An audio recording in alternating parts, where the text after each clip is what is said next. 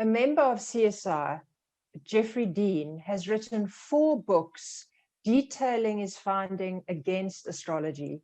He's an incredibly convincing critic. One of the myths he's created is that hundreds of tests have solved the puzzle about the truth of astrology. You wrote a truth bomb of a review in the Correlation Journal in 2014 about his book, Astrology Under Scrutiny. What did you find in general about his claims and about this myth? Yeah, well, it is an interesting thing, and that really is the theme of his book. It's been modified. The claim has sort of been adapted a little bit, but essentially, yeah, there's no, we keep testing astrology and there's nothing to it. Now, the first thing is we haven't really tested astrology. We think we tested astrology. We think, oh, the thousands of papers, but you look at a subject, not just physics, but string theory, or you look at any field of science, and we are talking of thousands of studies, thousands. Astrology, if he says there's hundreds, there might be, but are they proper studies? Now, the studies he's published fall into, I think it's 5 categories. I kind of made a list. And the first one is sun sign tests. And there are problems with that, because if a sun sign test is successful, they say, oh, it's self-attribution, because we found that Leos were proud and Virgos had attention to detail, because they know it because of their sign. And so that's a factor. Then there's another factor, is they say, well, if people can guess sun signs, then they must be psychic, and it's not astrology. And the problem with sun sign tests is they are single factor tests, and you need very, very large samples with times of birth, and they're just not available to get, to do sun sign. So that's one part. And then the other problem is they're often small samples, like, a paper like one of which is James Randi, a magician testing an astrologer.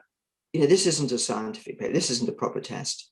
Being tested by a magician, like, go and make a prediction, whatever. It's not fair. And James Randi is not a statistician. He's not very good at mathematics, so he said. And that isn't right. So the small samples are a big problem.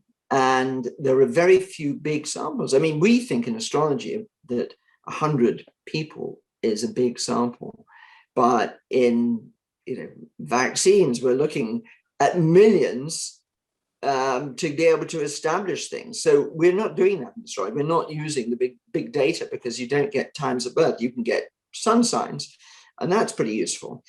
And then the other thing was that quite often there's straw man tests, which is claims that astrologers don't make.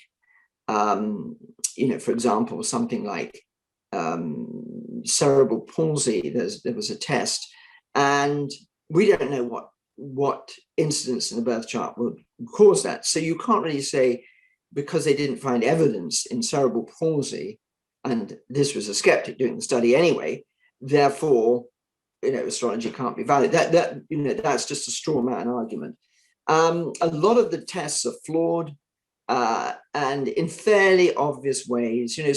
One did a test where you had to choose between 23 different charts to do a match. Now, when you work out the odds of matching 23 different birth charts, and they were all born within 2 years, 2 people, you have a huge number of possibilities. The factorial of 23, I don't know what it is, but it was huge. And they couldn't do it. You were asking an impossible task. So that was a flawed study. And there are many others that are flawed in paper. And then the last are the ones that support astrology. And the ones that do, inevitably, are debunked. I use that word because debunk is not to actually invalidate. It is to attempt to invalidate to all appearances.